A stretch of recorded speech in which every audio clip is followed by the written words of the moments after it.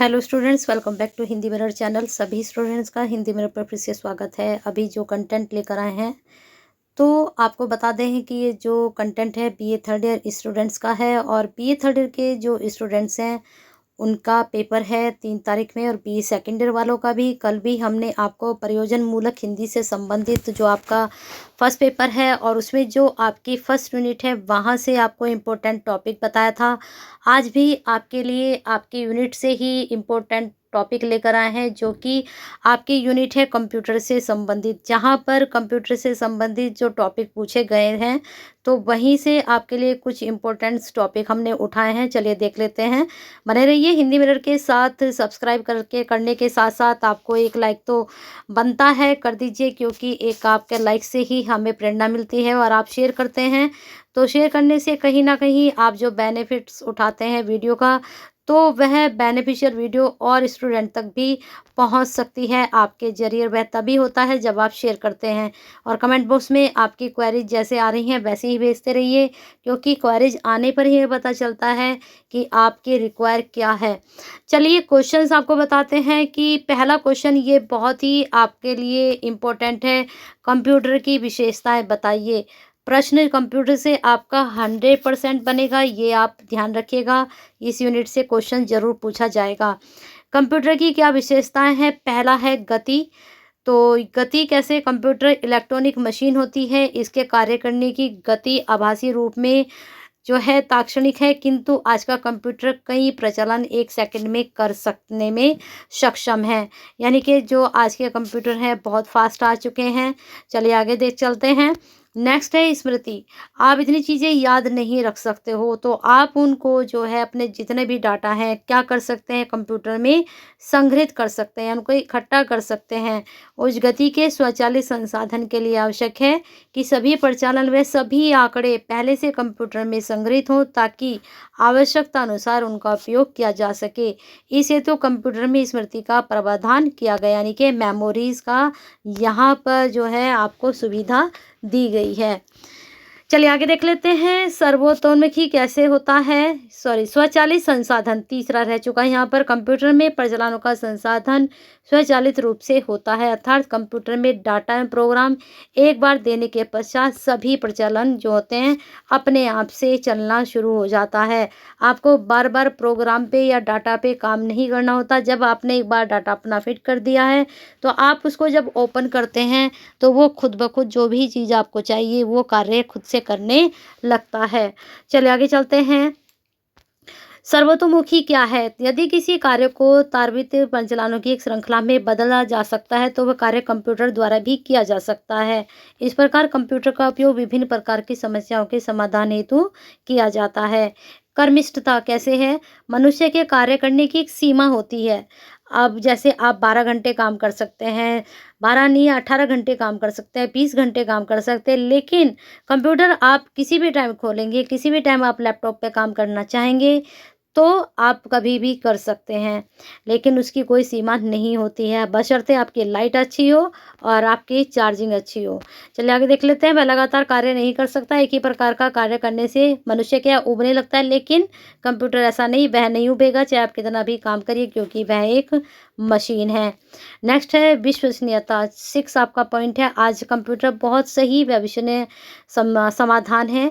किसी तकनीकी खराबी अथवा मानवीय मूल के कारण कभी ऐसा हो सकता है कि परिणाम आशानुरूप न आए, लेकिन यदि ये दोनों कारण नहीं है तो कंप्यूटर के परिणाम विश्वसनीय ही होंगे।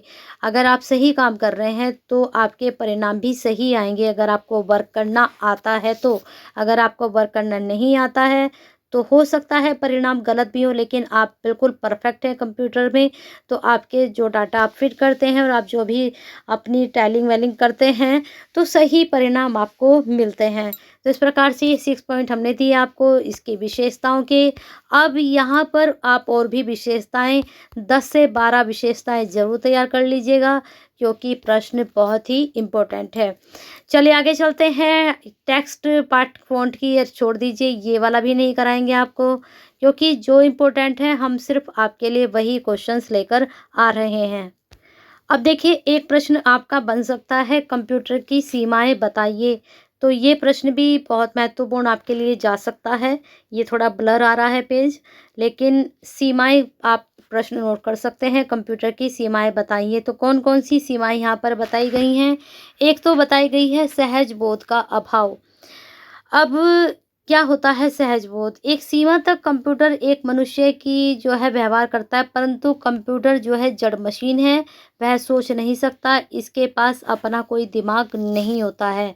तो सहज बोध यानी कि जो सरलता से किसी आप बोध का मतलब क्या होता है? जानना, उसका उसके अंदर अभाव होता है। आप उसके अंदर जो फिट करेंगे, वही वो चीज़ें एक्सेप्ट करेगा, बाकी अपनी तरफ से वो कुछ नहीं कर पाएगा। जब तक करता है वो खुद से भी, लेकिन जब आप उसको पूरी प्रोग्रामिंग में लेकर चलते हैं, ख़ैर आज के स्टूडेंट को बताने की इतनी ज़रूरत नहीं है डीपली, तो थोड़ा हेडिंग पर आप ध्यान देंगे तो आप कर ले जाएंगे। चलिए आगे देख लेते हैं। स्वयं त्रुटि सुधार क्षमता का अभाव। अब भाई हमने कोई गलती की है तो उसको हम खुद तो ठीक कर सकते हैं, लेकिन जो कंप्यूटर है अगर हमने उसके अंदर कोई गलती कर दी है तो वो उसमें खुद से सुधार नहीं कर सकता। जब तक आप उसमें खुद से सुधार नहीं करेंगे, ठीक है, वो अपने आप से नहीं कर सकता है। तो वही चीज़ इस हेडिंग में बताई गई है कि कंप्यूटर को दिए गए निर्देश पूर्ण रूपेण सही सटीक होने चाहिए। अगर ऐसा आप नहीं करेंगे तो क्या होगा, वह समझ नहीं सकेगा। आपने उल्टी सीधी उसे फिटिंग कर दी तो वो क्या होगा, आपको उल्टे सीधे ही परिणाम देगा, है ना। और अगर आप सही से वह कार्य करेंगे तो रिजल्ट भी वो सही देगा और आगे कार्य नहीं कर सकता। कई बार ऐसा होता है वो कार्य ही बिल्कुल ठप कर देता है और आगे वो काम ही नहीं कर पाता है, अगर आप सही तरीके से उस पर काम नहीं कर रहे हैं। कंप्यूटर अब अथवा दिमाग नहीं लगाता क्योंकि उसके पास अपना दिमाग ही नहीं है और वह स्वयं भी कुछ नहीं कर सकता। उसे जो कहा जाता है, जितना कहा जाता है बस वह उतना ही करता है।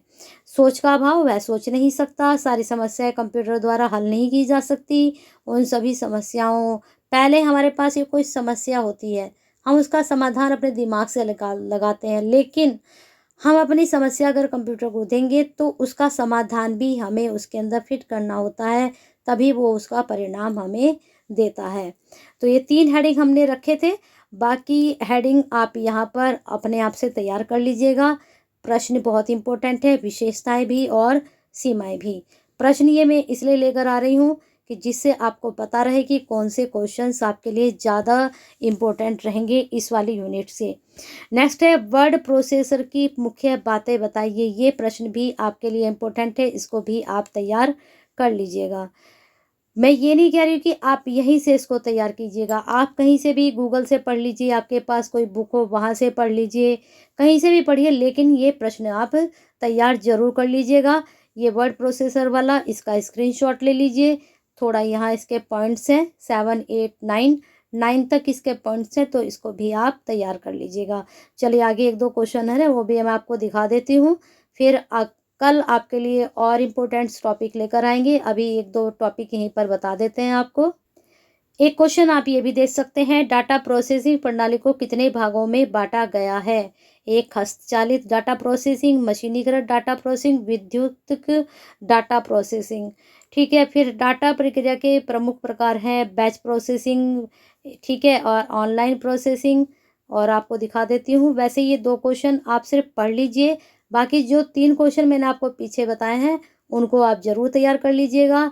और बस कंप्यूटर की सीमाएं, कंप्यूटर की विशेषताएं और डाटा प्रोसेसिंग से संबंधित थोड़ा बहुत पढ़कर आप जरूर जाइएगा।